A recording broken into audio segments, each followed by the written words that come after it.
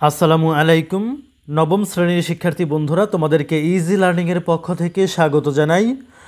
আজকের ভিডিওটি হচ্ছে তোমাদের জন্য যারা ডিজিটাল প্রযুক্তি প্রশ্ন অনুসন্ধান করছো।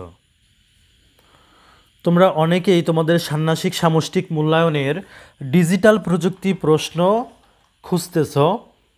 তো যারা এই প্রশ্নটি খুঁজতেছ তাদেরকে আমি বলবো যে তোমরা এই প্রশ্নটি পাবে আগামী 5/7/2024 তারিখ শুক্রবার।